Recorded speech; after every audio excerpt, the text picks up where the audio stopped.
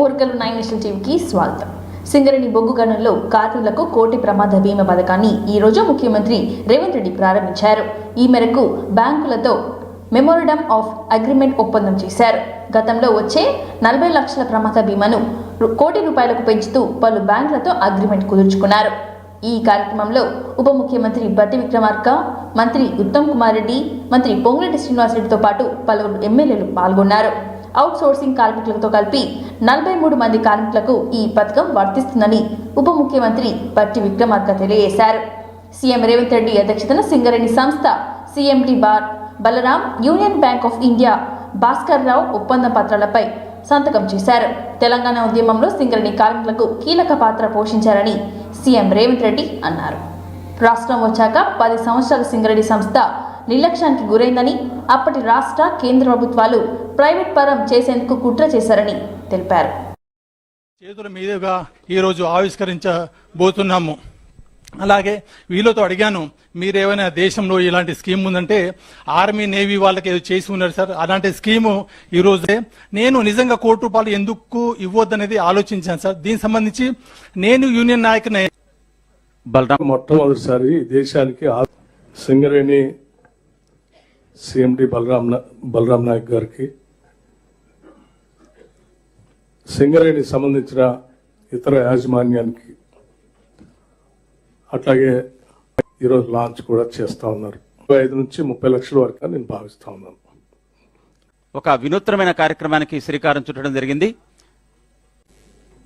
ఆనాటి ప్రభుత్వం నిలువరించలేదు. ఆ ప్రభుత్వంతో కుమ్మక్కై పరోక్షంగా సంస్థను ప్రైవేట్ పరం చేయడానికి అవసరమైన ప్రయత్నాలన్నీ సహకరిస్తూ ముందుకెళ్ళారు. అందుకే ఈరోజు గడిచిన ఎన్నికలలో కాంగ్రెస్ పార్టీ అధికారంలోకి వచ్చిన తర్వాత శ్రీమతి సోనియా గాంధీ, శ్రీ మల్లికార్జున్ ఖర్గే గారి నాయకత్వంలో తెలంగాణలో కాంగ్రెస్ ప్రభుత్వం ఏర్పాటు చేసి ఉమ్మడి రాష్ట్రంలో సమస్యలనే కాదు, గత పాలకులు 10 సంవత్సరాలలో సృష్టించిన సమస్యలను ఒకటొకటిగా పరిష్కరించుకుంటూ తద్వారా తెలంగాణ ప్రజలకు మేలు జరిగే విధంగా మా కార్యాచరణ తీసుకున్నాము.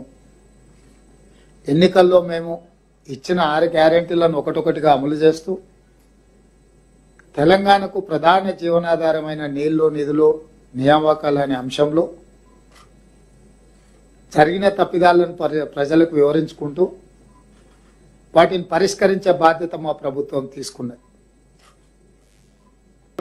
సంవత్సరానికి 6,000 కోట్ల రూపాయలు మాత్రమే బ్యాంకులకు చెల్లించే స్థితిలో రాష్ట్రాన్ని చంద్రశేఖరరావు గారి చేతిలో పెడితే వారు 80,000 పుస్తకాలు చదివిన అనుభవంతో 10 సంవత్సరాలలో ప్రతి సంవత్సరం 70,000 కోట్ల రూపాయలు బ్యాంకులకు చెల్లించాల్సిన దివాలా పరిస్థితి తెలంగాణ రాష్ట్రాన్ని వేగంగా తీసుకెళ్లిండు. 60 ఏళ్లలో ఆనాటి పాలకులు మన మీద మోపిన ప్రతి సంవత్సరం చెల్లించాల్సింది 6,000 కోట్లు. అదేవిధంగా ఇప్పటికీ పేపర్లలో, టీవీలలో నిస్సిగ్గుగా కేటీఆర్, హరీష్ గారు మాట్లాడుతున్నారు రైతు బంధు చెల్లించలేదని. మొన్ననే నేను అసెంబ్లీలో చెప్పిన, డిసెంబర్లో మొదలుపెట్టి అక్టోబర్ వరకు రైతు బంధు చెల్లించుకుంటూ పోయారు. మేము జనవరిలో మొదలుపెట్టి మార్చి 31 లోపల Rythu Bandhu చెల్లిస్తాము. Budget financial railway station లో జరిగే అమృత్ భారత్ స్టేషన్ కార్యక్రమానికి గవర్నర్ తమిళసై సౌందర్యరాజన్తో కలిసి డిప్యూటీ సీఎం బట్టి విక్రమార్క హాజరయ్యారు. Railway DG Mahesh Bhagwat, railway GM Arun Kumar Jain తదితరులు స్వాగతం పలికారు. ఈ సందర్భంగా వ్యాస రచన పోటీల్లో గెలుపొందిన విజేతలకు బహుమతులు ప్రదానం చేసి వర్చువల్ ద్వారా అమృత్ భారత్ స్టేషన్ను ప్రారంభించారు నరేంద్ర మోడీ. ఈ కార్యక్రమంలో వీరు పాల్గొన్నారు. డిప్యూటీ సీఎం బట్టి విక్రమార్క మాట్లాడుతూ రాష్ట్ర పునర్విభజన చట్టంలో తెలంగాణకు హక్కుగా రావాల్సిన కాజీపేట్ కోచ్ ఫ్యాక్టరీని కేంద్ర ప్రభుత్వం త్వరితగతిన కానుకగా ఇవ్వాలని, రైల్వే స్టేషన్ శాఖకు పూర్తి సహాయ సహకారాలు అందించడానికి రాష్ట్ర ప్రభుత్వం సిద్ధంగా ఉందని ఆయన అన్నారు.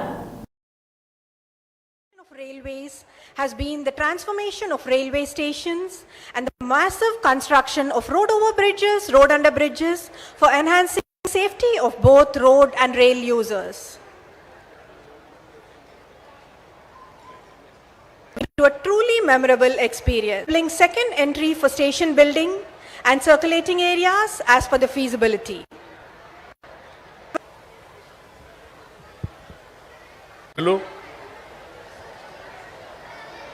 సోదరులు డాక్టర్ లక్ష్మణ్ గారికి,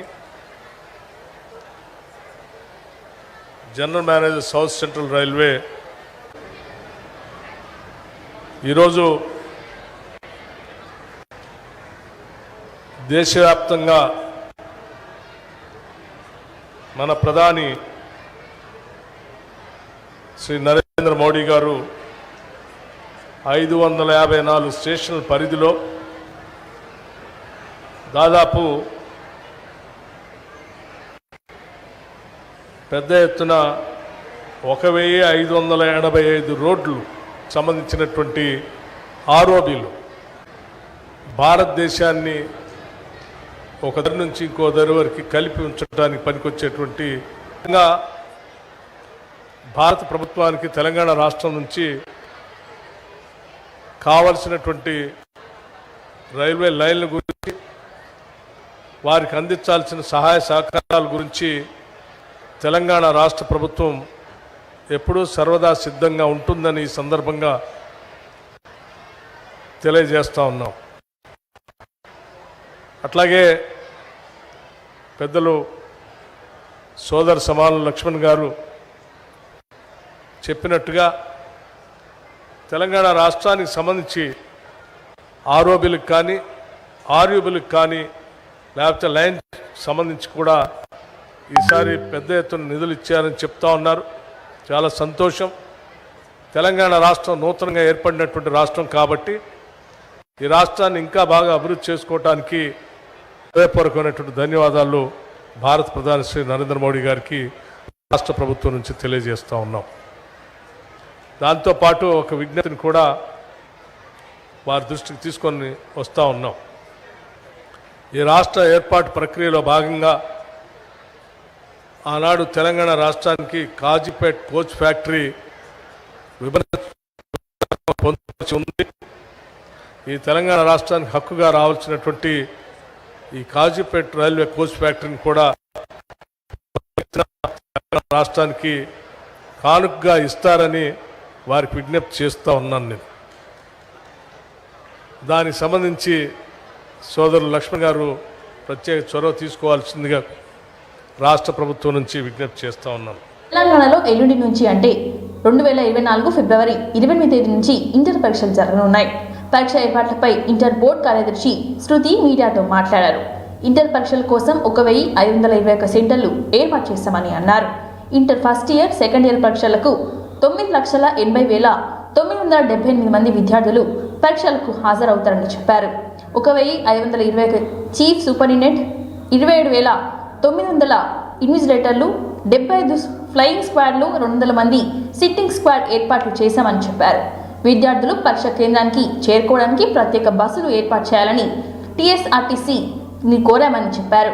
పరీక్షా కేంద్రంలోని సీసీటీవీ కెమెరాలు ఏర్పాటు చేస్తామని చెప్పిన ఆమె మొబైల్ ఫోన్, ఎలక్ట్రానిక్ పరికరాలు తీసుకుని రావద్దని చెప్పారు. ఎగ్జామ్ సెంటర్లో నీటి, వైద్య సదుపాయం ఉంటుందని తెలిపారు. ఉదయం 9 నుంచి మధ్యాహ్నం 12 గంటల వరకు పరీక్ష జరుగుతుందని, నిమిషం ఆలస్యమైన ఎగ్జామ్ సెంటర్లోకి అనుమతించేది లేదని చెప్పారు. కాగా మార్చి 19 నుంచి ఇంటర్ పరీక్షలు జరగనున్నాయి. ఎగ్జామినేషన్ సెంటర్ గురించి ఇప్పుడు 1521 సెంటర్స్ ఉన్నాయి ఫుల్ స్టేట్లో. 9,80,978 నంబర్ ఆఫ్ స్టూడెంట్స్ అపియర్ అవుతున్నారు ఫస్ట్ ఇయర్, సెకండ్ ఇయర్ కలిపి. First year 4,78,718, second year 5,02,260 students appear అవుతున్నారు. మాస్టర్స్ లెక్చరర్స్తో పాటు కూడా ఒక మీటింగ్ కూడా ఎగ్జామినేషన్ గురించి కండక్ట్ చేశారు. సో అందరికీ ఇది పకడ్బందీగా టేకింగ్ ఫుల్ ప్రికాషన్స్తో ప్రాపర్లీ అరేంజ్మెంట్స్తో కండక్ట్ చేయాలి. ఇన్స్ట్రక్షన్స్ కూడా ఇవ్వడం జరిగింది. జిల్లా లెవెల్లో కూడా అందరూ ఫుల్ ప్రిపరేడ్నెస్ ఉన్నారు. అండ్ ఈసారి they will be no issues, స్మూత్గా, ప్రశాంతంగా, పీస్ఫుల్గా. స్టూడెంట్ ఫ్రెండ్లీ అన్ని అరేంజ్మెంట్స్, ఆల్రెడీ ప్రాక్టికల్ ఎగ్జామ్స్ కూడా వితౌట్ ఎనీ ఇష్యూస్ స్మూత్గా నడిచింది. సో మీకు తెలుసు మన రెగ్యులర్గా అన్ని అరేంజ్మెంట్స్ ఎట్లా జరుగుతాయో ఈసారి కూడా అలాగే ఇంకా బెటర్ వేలో జరుగుతాయి. ఎలక్ట్రిసిటీ డిపార్ట్మెంట్ నుంచి మన హెల్త్ డిపార్ట్మెంట్, ఎగ్జామినేషన్ పర్సనల్ సంబంధించి మనము already chief superintendents, department officers, invigilators squads కూడా పెట్టడం జరిగింది. చాలా జిల్లాలో మన బోర్డ్ అరేంజ్మెంట్స్తో కాకుండా ఇంకా అడిషనల్గా కూడా టీమ్స్, అబ్జర్వర్స్ పెడుతున్నారు ఇంకా పక్కడబండిగా చేయడానికి. మన బోర్డు నుంచి కూడా అబ్జర్వర్స్ ఇచ్చారు. ఎక్కడ కూడా లోకల్గా ఒక ఇంకా అడిషనల్ ఏర్పాటు కూడా లాస్ట్ 1 month నుంచి ఎప్పటికప్పుడు ఇది పబ్లిసైజ్ చేస్తున్నాము. ఈ ప్రెస్ మీట్ ద్వారా మీ అందరూ కూడా ఈ 14416 టోల్ ఫ్రీ నంబర్ ఉంది, అది 24/7 సర్వీస్. స్ట్రెస్ని ఎలా కోపప్ చేయాలి, ఇంకా ఏమైనా ప్రెషర్ ఉంటే ఒక పర్సన్ మాట్లాడడానికి ఇది చాలా ఉపయోగపడుతుంది స్టూడెంట్స్కి. సో మీరు అందరూ నాటకం సురభి నాటకం ఒక్క రోజులో అయిపోయేది కాదని కాంగ్రెస్ పార్టీ సీనియర్ నేత జగ్గారెడ్డి విమర్శించారు. ఇవాళ మీడియాతో మాట్లాడుతూ కవిత లిక్కర్ స్కామ్ ను సీరియల్తో పోల్చారు. మద్యం కుంభకోణంలో కవిత విచారణ అంశం సీరియల్గా సాగుతూనే ఉంటుందని అన్నారు. ఇది ఎప్పటికీ తేలదని ఈ సందర్భంగా కేటీఆర్ పై విరుచుకుపడ్డారు. మాజీ సీఎం కేసీఆర్ కు కాంగ్రెస్ సంప్రదాయం తెలుసని అన్నారు. కేటీఆర్ కు కాంగ్రెస్ గురించి ఏమీ తెలియదని చెప్పారు. కేటీఆర్ తండ్రి చాటు బిడ్డ అని చురుకులంటించారు. మొన్నటి వరకు ఆయన సీఎం కొడుకని, ఇప్పుడు మాజీ సీఎం కొడుకని పిలుస్తున్నారని అన్నారు. ముందే ముఖ్యమంత్రిని ప్రకటించుకునే సంప్రదాయం కాంగ్రెస్ లో లేదని జగ్గారెడ్డి తెలిపారు. కుల వృత్తులు కానీ, అన్ని మతాలకు సంబంధించిన వ్యక్తులు కానీ, ప్రజలు కానీ అందరినీ కూడా, యువకులను కానీ, మహిళలను కానీ, ఈ దేశంలో గ్రామీణ ప్రజలు, ప్రాంతంలో ప్రజలు, వ్యవసాయదారులు ఏ రకంగా ఉన్నారు, ఉద్యోగాల పరిస్థితి ఏంటిది, ఈ యొక్క 10 ఏళ్ల కాలంలో బీజేపీ ప్రభుత్వం ప్రజలకు చేసిన మోసాలు, ప్రజలు ఎంత నష్టపోయారు, దేశ ఆర్థిక వ్యవస్థ మీద, ఇట్లా అనేక కోణాల్లో రాహుల్ గాంధీ గారు ఆ రోజు భారత్ జోడో యాత్ర చేసి ప్రజా ఇబ్బందులను ఆయన స్వయంగా పాదయాత్ర చేసుకుంటూ ప్రజలను కలుసుకుంటూ పోయిండు ఒకటి. దాని తర్వాత ఇప్పుడు భారత్ న్యాయయాత్ర మణిపూర్ నుంచి బాంబే వరకు దాదాపు 4500 కిలోమీటర్లు ప్రజలు ఎక్కడైతే ఉంటారో అక్కడ పాదయాత్ర చేసుకుంటూ, ప్రజలు లేని ప్రాంతాల్లో బస్సు యాత్ర చేసుకుంటూ ఇట్లా చేసుకోవాలి అనే ప్రయోగం బీజేపీ మొదలుపెట్టింది. ఎందుకంటే వాళ్ళకు ప్రజాలి రేపు వచ్చే ఎన్నికల్లో ఈ దేశానికి ప్రధానమంత్రిగా రాహుల్ గాంధీ గారిని చేయాలి. మీరు దేవుళ్ళ పేరు చెప్పి మీరు ఎన్నిక ఎట్లా ఓట్లు అడగాలనే ప్రయోగం చేస్తున్నాయి. కానీ ఒక పేదవాడి కడుపు నింపి రాహుల్ గాంధీ గారు ప్రజలతో కూడుకున్న రాహుల్ గాంధీ గారి ఒక కార్యాచరణ ఎట్లుంటది కాంగ్రెస్ పార్టీ అంటే ఏం బట్టి విక్రమార్క రాహుల్ గాంధీ కాంగ్రెస్ పార్టీ సిద్ధాంతం.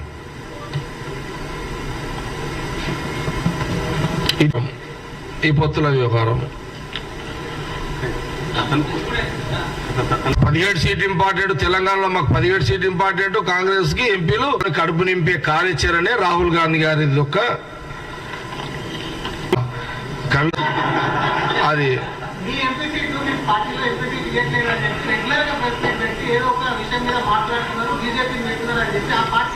అదే మళ్ళొకసారి అడుగు ఈ జవాబు, ఈ ప్రశ్న ఇంకోసారి అడుగు. నేను నిజంగా కావాలని అనుకుంటే నేను డైరెక్ట్గా అడుగుతా కదా. ఈ డొంక తిరుగులేందుకు ఇదంతా తెలుసు. ఈ మొన్న వచ్చినోడికి ఏం తెలుసు? తూదెల తాదెల తెలకు ఏమని ఏమని తెలుసా బీజేపీ గురించి? నేను అప్పుడు ఒక్కరోజు సంతోషపడుతుంటే ఓడిపోయిన రోజు హ్యాపీగానే ఉన్నోడికే తెలియదు. నాది సెకండ్ 3 ఎట్లుంటుందో తెలియదు రాజు. ఇచ్చిన 6 గ్యారెంటీలను ఎందుకు అమలు చేయడం లేదని బీజేపీ జాతీయ ప్రధాన కార్యదర్శి ఎంపీ బండి సంజయ్ కుమార్ ప్రశ్నించారు. గ్యాస్ సిలిండర్ 200 యూనిట్ల ఉచిత కరెంట్ పేరుతో ప్రజలను మభ్యపెట్టే తప్ప చేసిందేమీ లేదని అన్నారు. మంత్రి పొన్నం ప్రభాకర్, మాజీ మంత్రి కేటీఆర్లకు కండకవరం ఎక్కువైందని మండిపడ్డారు. సిద్దిపేట జిల్లాలో కోహెడ మండలం కేంద్రంలోని ప్రజాహిత యాత్ర ప్రారంభం సందర్భంగా ప్రజలను ఉద్దేశించి బీజేపీ జాతీయ ప్రధాన కార్యదర్శి బండి సంజయ్ ప్రసంగించారు.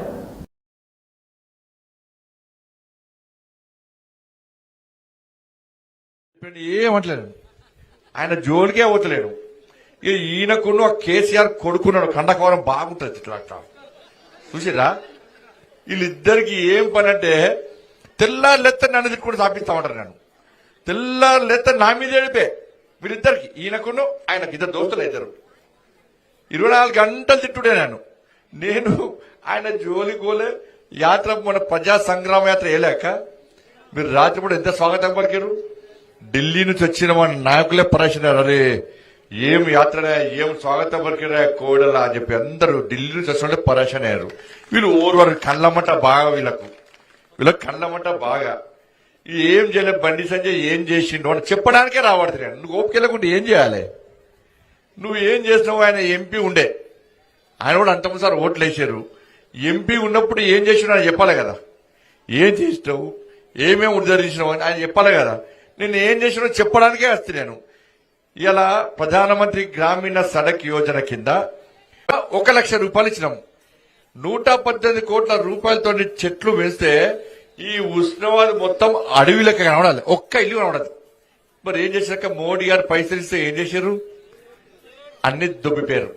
నేను అడిగిన పోయినసారి టీఆర్ఎస్ అను, ఏమే గిన్ని పైసలు తీసుకున్నారు మరి చెట్లు ఏవే అంటే గాడుకు ఉడకపోయినాయి చెట్లు.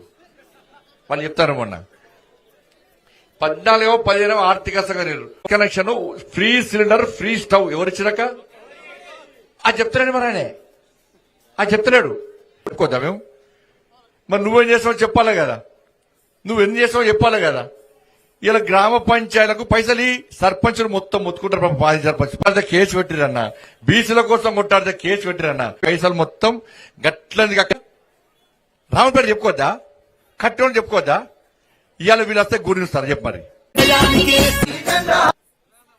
కొట్లాడింది మేము, మా జీవితాలు ఖరాబ్ అయినాక మా కార్యకర్తలు అందరూ అడుగుతున్నారు, అన్న ఈ పేదల కోసం గింత కొట్లాడితే మన జీవితాలను నాశనం చేసుకుంటే మా భార్య పిల్లలు ప్రశ్నిస్తున్నారు. వెంకటాపురం మండలం కేంద్రంలోని ఐజేయు యూనియన్ సభ్యులు కేక్ కటింగ్ తో సంతోషాన్ని వ్యక్తం చేశారు. తెలంగాణ రాష్ట్ర ప్రెస్ అకాడమీ చైర్మన్ గా నేషనల్ కమిటీ సభ్యులు శ్రీనివాస్ రెడ్డిని తెలంగాణ ప్రభుత్వం ప్రెస్ అకాడమీ చైర్మన్ గా నియమించడం పట్ల వెంకటాపురం మండలం ఐజేయు నాయకులు హర్షం వ్యక్తం చేశారు. ఈ సందర్భంగా సోమవారం వెంకటాపురం మండలంలోని కేంద్రంలోని R&B విశ్రాంతి భవన ఆవరణలో జిల్లా జాయింట్ సెక్రటరీ హరికృష్ణ, మండల అధ్యక్షుల ప్రధాన కార్యదర్శులు రమేష్, దాసరి నారాయణరావు ఆధ్వర్యంలో కేక్ కట్ చేసి శ్రీనివాస్ రెడ్డికి అభినందనలు తెలిపారు. ఈ సందర్భంగా హరికృష్ణ మాట్లాడుతూ శ్రీనివాస్ రెడ్డి హయాంలో వర్కింగ్ జర్నలిస్టులకు న్యాయం జరుగుతుందని ఆశాభావం వ్యక్తం చేశారు.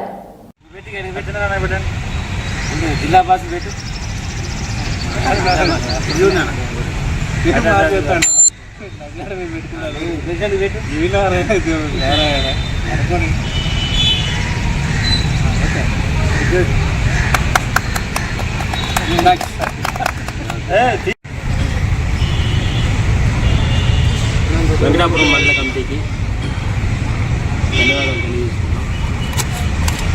మరి ప్రజాపక్షం సంపాదకులు అలాగే ఐజే యూనియన్ జాతీయ అధ్యక్షులైనటువంటి కె శ్రీనివాస్ రెడ్డి గారికి తెలంగాణ మీడియా అకాడమీ చైర్మన్గా నియమితులైనందుకు వెంకటాపురం మండల కమిటీ తరఫున మరియు ములుగు జిల్లా తరఫున హర్షం వ్యక్తం చేస్తున్నాం.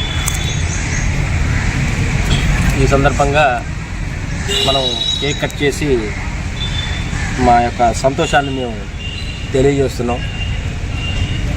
మరి గత బీఆర్ఎస్ ప్రభుత్వ హయాంలో మరి జర్నలిస్టులకి ఒరిగిందేమీ లేదని మేము భావిస్తున్నాం. మరి శ్రీనివాస్ రెడ్డి గారు రెండవసారి చైర్మన్గా నియమితులయ్యారు కాబట్టి వారు ముఖ్యంగా ఏజెన్సీలోని జర్నలిస్టుల యొక్క సమస్యల్ని అర్థం చేసుకొని జర్నలిస్టులు ఎదుర్కొంటున్న సమస్యల పరిష్కారానికి కృషి చేస్తారని మేము ఆకాంక్షిస్తున్నాం. తెలంగాణ ముద్దుబిడ్డ ప్రజాపక్షం జాతీయ దినపత్రిక ఎడిటర్ కె శ్రీనివాసరెడ్డి గారు తెలంగాణ మీడియా అకాడమీ చైర్మన్గా నియమితులైనందుకు గాను వెంకటాపురం ఐజేయు మండల కమిటీ తరపున శుభాకాంక్షలు తెలియపరుస్తున్నాము. జర్నలిస్టులకు సంబంధించిన అనేక సమస్యలు పెండింగ్లో ఉన్నాయి. ముఖ్యంగా అక్రిడేషన్ కార్డులు, హెల్త్ కార్డులు, ఇళ్ల స్థలాలు మొదలైన వాటి గురించి నూతన చైర్మన్ గారికి పరిష్కరించాలని కోరుకుంటున్నాము.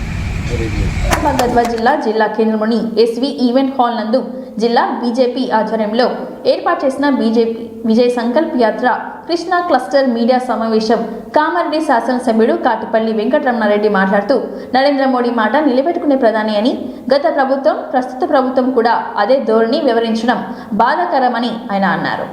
ప్రభుత్వం ఇచ్చిన హామీలు నెరవేర్చడానికి 1,00,000 కోట్లు బడ్జెట్ కావాలని చెప్పారు. గత ప్రభుత్వం అప్పులు కుప్ప చేసి ప్రజలను మోసం చేసే ప్రస్తుత ప్రభుత్వం కూడా అదే పరిస్థితి తీసుకొచ్చే విధంగా ఉందని, కాళేశ్వరం ప్రాజెక్ట్ పగిలి ప్రాజెక్టుకు చూయించడం కాంగ్రెస్ పనిగా మారిందని ఆరోపించారు. మోడీ ప్రభుత్వం ఇప్పటికీ 9,000 కోట్ల రాష్ట్ర సంక్షేమం కోసం తెలంగాణ రాష్ట్రానికి ఆర్థిక సహకారం అందించిన ఘనత మోడీదని అన్నారు. నాగర్ కర్నూల్, మహబూబ్ నగర్ పార్లమెంట్ అభ్యర్థులు విజయం సాధిస్తారని ధీమా వ్యక్తం చేశారు. ఆయన ఈ 5 ఏళ్లలో చేశారు 9 లక్షల కోట్ల రూపాయలు. మొన్న కొత్త ప్రభుత్వానికైనా మళ్ళీ 9,000 కోట్లు రిలీజ్ చేశారు. కాదు అనేది ఏమీ లేదు. మోడీ గారికి అన్ని రాష్ట్రాలు సమానమే, తెలంగాణలో కూడా సమానమే. కాబట్టి ఈ రేవంత్ రెడ్డి గారు ఉద్యోగస్తులకు ఉద్యోగాలు ఇస్తున్నామా లేదా, నిరుద్యోగ భృతి ఇస్తున్నామా లేదా, గృహలక్ష్మి, మహాలక్ష్మి, గృహజ్యోతి ఇట్లా చెప్పిన మొద్ద అనేది లేకుండా ఎంతసేపు తాత్సార్యం చేస్తూ పార్లమెంట్ ఎన్నికలు అయిపోయేదాకా ఇది సాగదీస్తూ ఉంటాం. ఇలాంటి ముఖ్యమంత్రి కేసీఆర్ గారి కన్నా ఇంకో 2 ఆకులు ఎక్కువ చదువుకున్నట్టు అనిపిస్తున్నది తప్ప తెలంగాణకు పెద్ద ఉరగదీసేది, తెలంగాణలో పెద్ద ఆయన బంగారు తెలంగాణ నాడు ఇత్తడి తెలంగాణ చేసిపోయింది. ఈయన ఇత్తడిని తీసుకుపోయి మట్టి తెలంగాణ చేసిపోతాడు అంతే తప్ప ఏం చేసేది లేదు. కాబట్టి ఏం కాదు, ఇది బీజేపీని గెలిపియాలని చెప్పేసి తెలంగాణ ప్రజలకు కోరుకుంటున్నాం. అట్లాగే రానున్న కార్యక్రమాల్లో కూడా ఖచ్చితంగా ఇవాళ కోల్ మైన్స్ ఉన్నటువంటి సింగరేణి ఇన్కమ్ ట్యాక్స్ గురించి, సింగరేణి కార్మికులు నిన్న నేను వెళ్ళినప్పుడు కొత్తగూడెం వరకు దాని గురించి దాన్ని కేంద్ర ప్రభుత్వం దృష్టికి తీసుకెళ్తాం. రానున్న కాలంలో వారికి అది జీవితం బొగ్గు బావిలలోనే ఉంటారు, సగం జీవితము వచ్చి బయట ప్రపంచంలో ఉంటారు. కానీ వారికి చేయాల్సినటువంటి అవసరం ఎంతైనా ఉంది. కాబట్టి భారతీయ జనతా పార్టీ తెలంగాణ శాఖ ఆధ్వర్యంలో కిషన్ రెడ్డి గారి ద్వారా ఖచ్చితంగా ప్రధానమంత్రి గారికి అది విన్నవించి ఆ పని కూడా చేస్తామంటున్నాం. అట్లాగే నాగర్ కర్నూలు, మహబూబ్ నగర్ కంపల్సరీ కూడా ఈసారి భారతీయ జనతా పార్టీ గెలుస్తుంది. మోడీ గారి పక్షాన రేవంత్ రెడ్డి గారి ఆస్థాన విద్వాంసుడు పేరును కొందరు రాజకీయంగా వాడుకుంటున్నారని ప్రముఖ సినీ నటుడు మోహన్ బాబు అన్నారు. ఈ మేరకు ట్విట్టర్లో ఓ లేఖను రిలీజ్ చేశారు. ఈ మధ్య కాలంలో తన పేరుని రాజకీయంగా కొందరు ఉపయోగించుకుంటున్నట్లుగా తన దృష్టికి వచ్చిందని చెప్పారు. దయచేసి ఏ పార్టీ వారైనా తన పేరును వాడుకోవద్దని ఆయన కోరారు.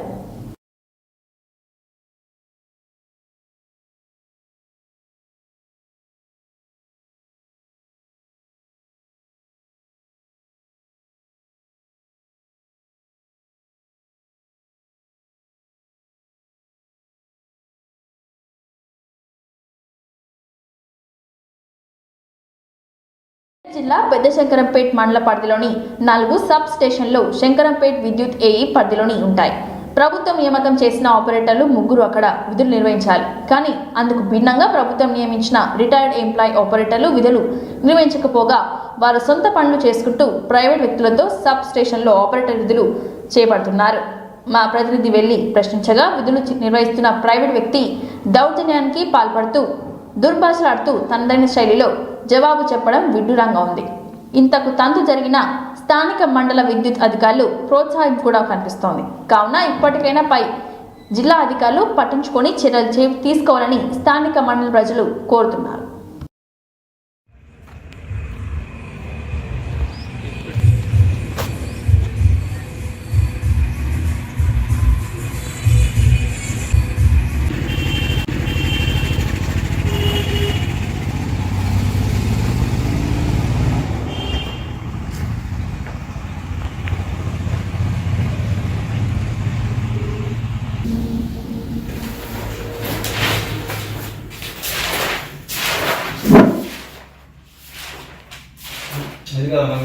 Employee contract basis sir. Operator sir, operator ఎంతమంది సబ్స్క్రిప్షన్ మెంబర్స్ ఉన్నారు? వాళ్ళు ఏ విధంగా ఉన్నారు?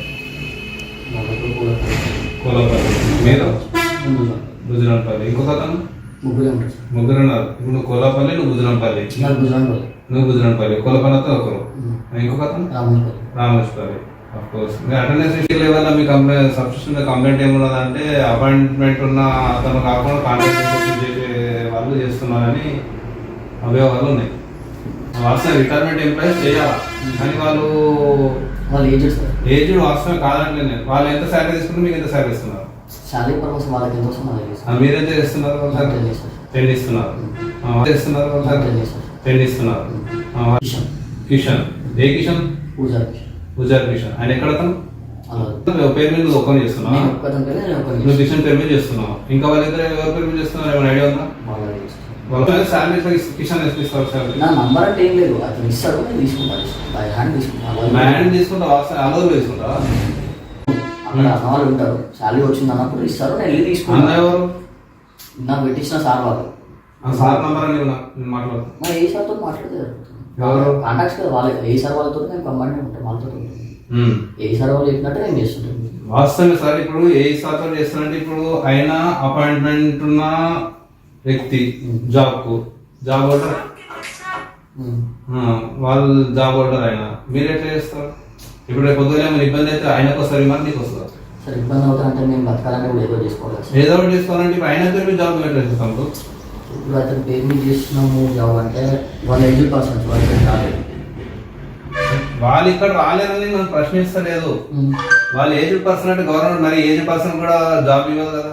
యాక్చువల్గా మినిమం ఏజ్ రిటైర్డ్ ఎంప్లాయీస్ కి ఇచ్చారు. ఆల్రెడీ నాకు కూడా ఇన్ఫర్మేషన్ ఉంది, 3 రిటైర్డ్ ఎంప్లాయీస్ డ్యూటీ చేయాలి. ప్రైవేట్ ఎక్కువ డ్యూటీ చేపిస్తున్నారు. ఆ ఇన్ఫర్మేషన్ ప్రకారం వచ్చింది. ఏదో గేమ్ ఆడేకనో లేకపోతే సీన్ క్రియేట్ చేసినా రాలేదు. గద్వాల్ జిల్లా కేంద్రంలోని భారత ప్రధాని నరేంద్ర మోడీ ఢిల్లీ నుండి వర్చువల్గా 554 రైల్వే స్టేషన్లను పునరభివృద్ధికి మరియు 1500 రోడ్ ఓవర్ బ్రిడ్జెస్, అండర్ పాస్లను పనులను ప్రారంభించగా Gadwal railway station, Nagar Kurnool MP Ramulu, Gadwal MLA Bandla Krishnamohan Reddy, అదనపు కలెక్టర్ వెంకటేశ్వర్లు, రైల్వే అధికారులు పాల్గొని ప్రధాని నరేంద్ర మోడీ ప్రారంభ దృశ్యాలు వీక్షించారు. ఈ సందర్భంగా ఎంపీ రాములు మాట్లాడుతూ అమృత్ భారత్ స్టేషన్ కింద గద్వాల్ రైల్వే స్టేషన్ ఎంపిక కావడం హర్షించదగ్గ విషయమని అన్నారు. 9,49,00,000 గద్వాల్ రైల్వే స్టేషన్కు మంజూరు చేయడం పట్ల ప్రధాని నరేంద్ర మోడీకి అభినందనలు తెలిపారు. దేశంలో 554 రైల్వే స్టేషన్లో ఎంపికైన గద్వాల్ రైల్వే స్టేషన్లో అభివృద్ధి పనులు జరుగుతాయని అన్నారు. శాసనసభ్యులు బండ్ల కృష్ణమోహన్ రెడ్డి మాట్లాడుతూ గద్వాల్ రైల్వే స్టేషన్లో 20 కొత్త రైళ్లు నడుస్తాయని అన్నారు. ప్రతి రైలు ఇక్కడ ఆపే విధంగా రైల్వే అధికారులు నిర్మించడానికి ప్రభుత్వము చర్యలు తీసుకున్న సందర్భంగా రైల్వే శాఖకు ఈ విద్యార్థులందరికీ మా ప్రత్యేక అభినందనలు.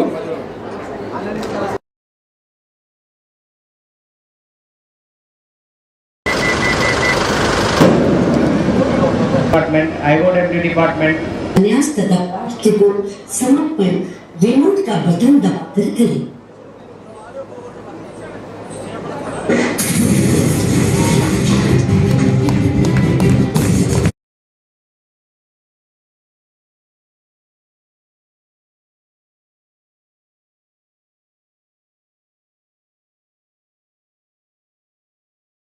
ప్రజల తరపున మీ తరపున 9,49,00,000 అభివృద్ధి కార్యక్రమాలు చేపట్టడం జరిగింది.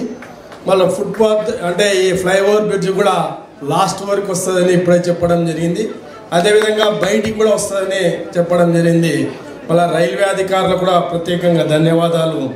అదేవిధంగా ఈ 10 సంవత్సరాల్లో మన రైల్వే అనేది ఎంత పెద్ద ఎత్తున అభివృద్ధి చెందిందో మన కళ్ళ ముందర కనిపిస్తుంది. ఇక్కడ ఉన్న వాళ్ళు చాలామంది కూడా మనకి ఇది చిరుపరిచయమే. గద్వాల రైల్వే స్టేషన్కి ప్రతి ఒక్కరు కూడా వచ్చి ఇక్కడికి వెళ్ళి ప్రయాణం చేసిన సందర్భాలు కోకొల్లలుగా ఉన్నాయి.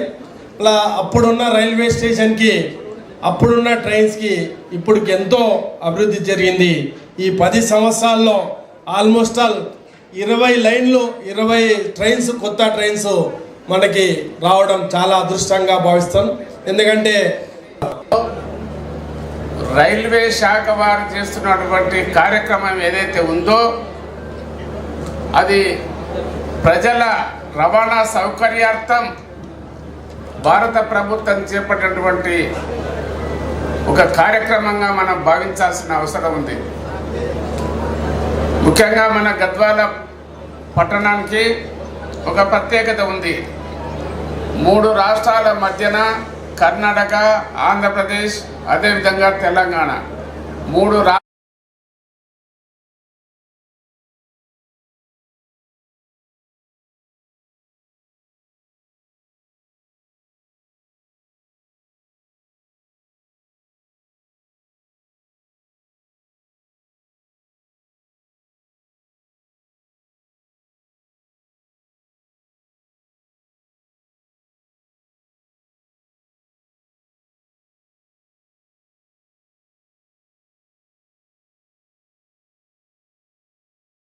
వార్తలు సమాప్తం. మరిన్ని వార్తలతో మళ్ళీ కలుద్దాం. చూస్తూనే ఉండండి ఓరుగల్లు 9 నేషనల్ టీవీ.